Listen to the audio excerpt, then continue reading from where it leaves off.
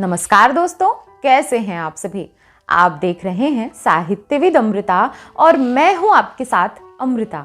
दोस्तों, भ्रम और यथार्थ में केवल एक दीवार का ही फर्क होता है। शरीर की बाह्य सुंदरता आकर्षण का केंद्र तो हो सकती है, लेकिन सुकून तो मन के भीतर की सुंदरता ही देती है। इसी संदर्भ में मुंशी प्रेमचंद जी की एक कहानी है, स्त्री और पुरुष। विपिन बाबू के लिए स्त्री ही संसार की सुंदर वस्तु थी। वह कवि थे और उनकी कविता के लिए स्त्रियों के रूप और यौवन की प्रशंसा ही सबसे चित्ताकर्षक विषय था। उनकी दृष्टि में स्त्री जगत में व्याप्त कोमलता, माधुर्य और अलंकारों की सजीव प्रतिमा थी। जबान पर स्त्री का नाम आते ही उनकी आंखें जगमगा उठती थीं, कान खड़े हो जाते थे, मानो किसी रसिक ने गाने की आवाज़ सुन ली हो।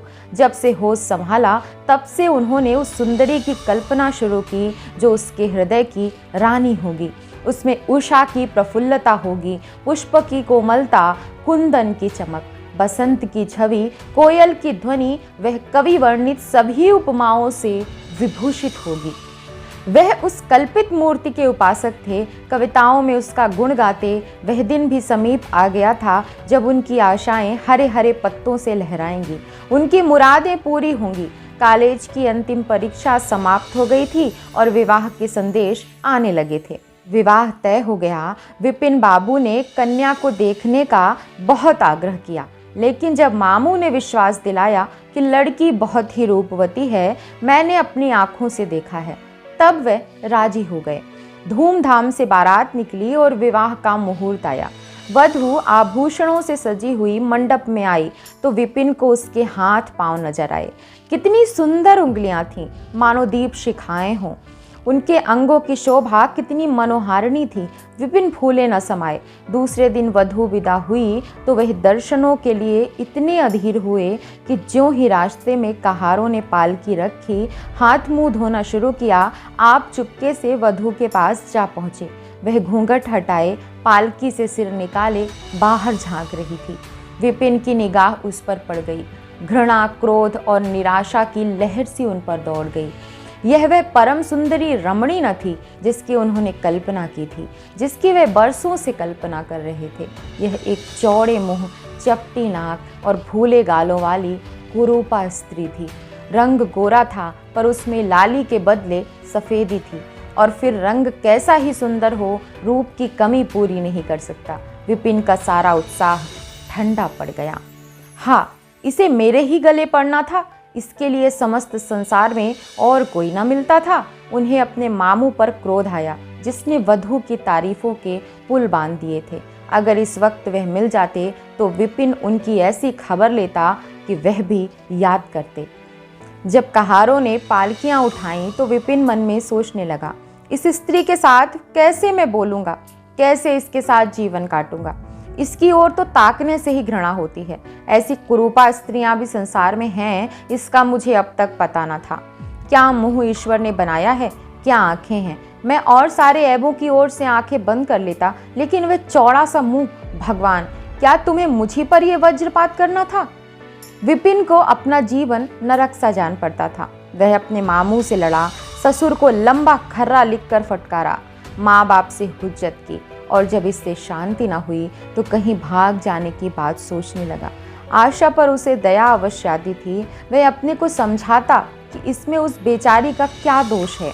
उसने जबरदस्ती तो मुझसे विवाह नहीं किया, लेकिन यह दया और यह विचार उस घृणा को न जीत सकता था जो आशा को देखते ही उसके रोम रोम में व्याप्त हो जाती थी। आशा अच्छे से अच्छे कपड़े पहनती, तरह तरह से बाल संवारती, घंटों आईने के सामने खड़ी होकर अपना श्रृंगार करती, लेकिन विपिन को यह शुतुरगमजा से मालूम होते। वह दिल से चाहती थी कि उन्हें प्रसन्न करूं, उनकी सेवा करने के लिए अवसर खोजा करती थी, लेकिन विपिन उससे भागा भागा फिरता था। अगर भेंट हो जाती तो कुछ ऐसी जली कटी बातें करने लगता कि आशा रोती हुई वहां से चली जाती। सबसे बुरी बात यह थी कि उसका चरित्र भ्रष्ट होने लगा था।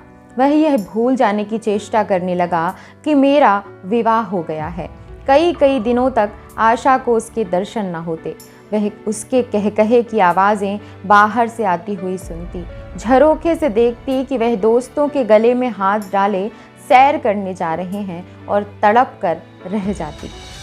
एक दिन खाना खाते समय उसने कहा, अब तो आपके दर्शन ही नहीं होते, क्या मेरे कारण घर छोड़ दीजिएगा क्या? विपिन ने मुंह फेर कर कहा, घर ही पर तो रहता हूँ, आजकल जरा नौकरी की तलाश है, इसलिए दौड़ धूप ज़्यादा करनी पड़ती है। आशा, किसी डॉक्टर से मेरी सूरत क्यों नहीं बनवा देते? सुनती हूँ आजकल सूरत बनाने वाले डॉक्टर पैदा हुए हैं। विपिन, क्यों नाहक चढ़ाती हो? तुम्हें यहाँ किसने बुलाया था? आशा, आखिर इस मर्ज की दवा कौन करेगा? विपिन, इस मर्ज की दवा नहीं है, जो काम ईश्वर से न करते बना उसे आदमी क्या कर सकता है? आशा, यह तो तुम ही सोचो कि ईश्वर की भूल के लिए मुझे दंड दे रहे हो। संसार में ऐसा कौन आदमी है जिसे अच्छी सूरत बुरी लगती हो?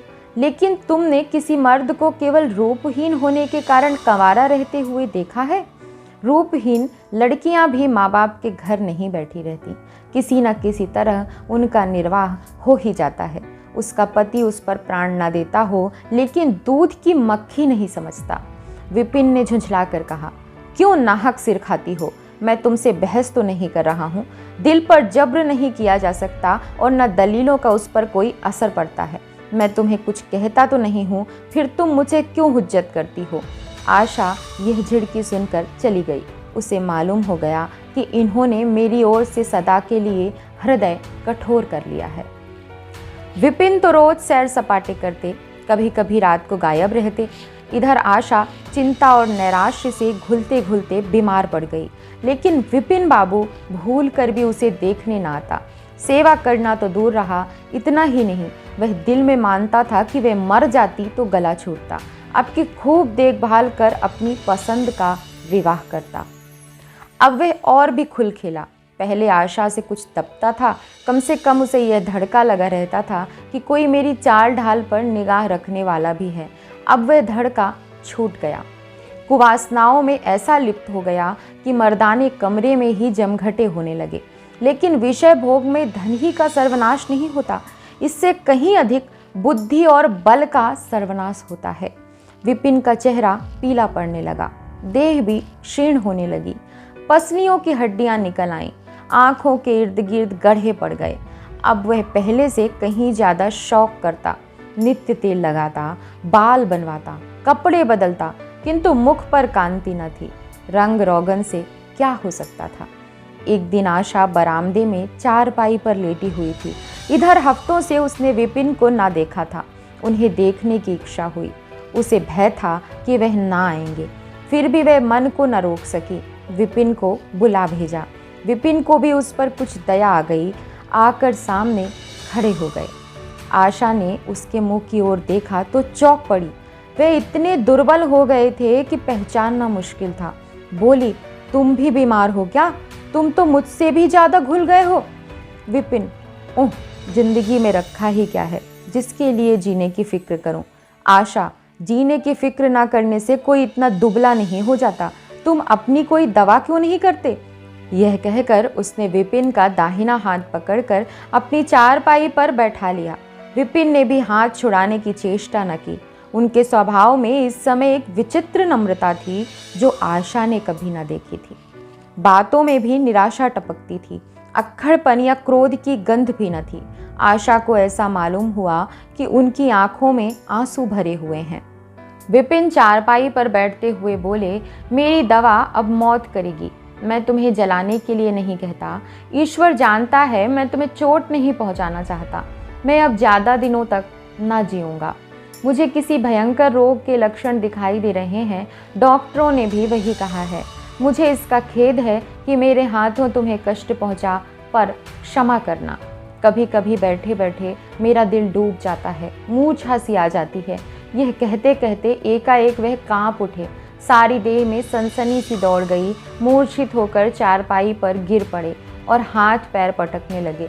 मुंह से फिचकुर निकलने लगा, सारी देह पसीने से तर हो गई। आशा का सारा रोग हवा हो गया।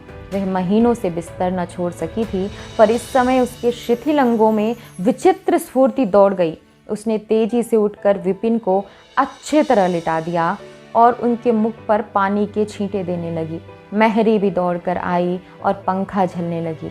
बाहर खबर हुई, मित्रों ने दौड़कर डॉक्टर को बुलाया। बहुत यत्न करने पर भी विपिन ने आंखें न खोली। संध्या होते होते उनका मुंह टेढ़ा हो गया और बायां अंग शून्य पड़ गया। हिलाना तो दूर रहा, मुंह से बात निकालना भी मुश्किल हो गया। यह मूर्छा न थी, फालिज था। फालिज के भयंकर रोग में रोगी की सेवा करना आसान काम न था। उस पर आशा महीनों से बीमार थी, लेकिन उस रोग के सामने वह अपना रोग भूल गई। 15 दिनों तक विपिन की हालत बहुत नाजुक रही। आशा दिन के दिन और रात की रात उनके पास बैठी रहती। उनके लिए पथ्य बनाना, उन्हें गोद में संभाल कर दवा पिलाना, उनके जरा जरा से इशारों को समझना उसी जैसी धैर्यशीला स्त्री का काम था। अपना सिर दर्द से फटा करता, ज्वर से देह तपा करती, पर इसकी उसे जरा भी परवाह न थी। 15 दिनों बाद विपिन की हालत कुछ संभली। उनका दाहिना पैर तो लुंज पड़ गया था, पर तोतली भाषा में कुछ बोलने लगे थे। सबसे बुरी गत उनके सुंदर मुख की हुई थी। वह इतना टेढ़ा हो गया था जैसे कोई रबर के खिलौने को खींचकर बढ़ा दे। बैटरी की मदद से जरा देर के लिए बैठे या खड़े तो हो जाते थे, लेकिन चलने फिरने की ताकत न थी। एक दिन लेटे लेटे उन्हें क्या जाने क्या ख्याल आया, आईना उठाकर अपना मुंह देखने लगे। ऐसा कुरूप आदमी उन्होंने कभी न देखा था। आहिस्ता से बोले, आशा, ईश्वर ने मुझे गरूर की सजा दे दी।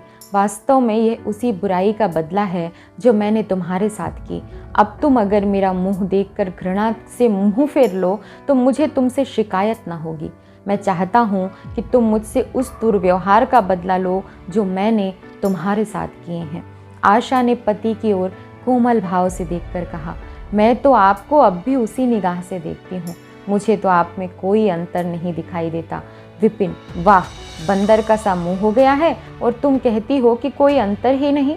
मैं तो अब कभी बाहर ना निकलूंगा। ईश्वर ने मुझे सचमुच दंड दिया।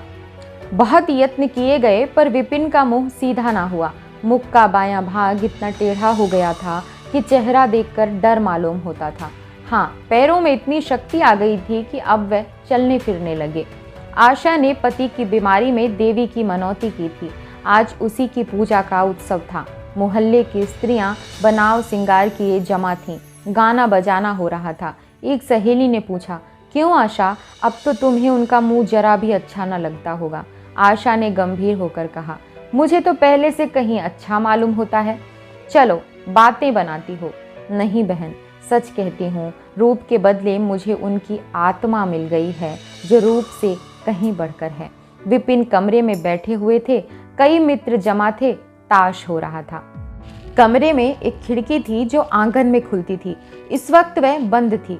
मित्र ने उसे चुपके से खोल दिया और शीशे से झांककर विपिन से कहा, आज तो तुम्हारे यहाँ परियों का अच्छा जमघट है। विपिन, बंद कर दो। अजी जरा देखो तो कैसी कैसी सूरतें हैं। तुम्हें इन सबों में कौन सबसे अच्छी मालूम होती है।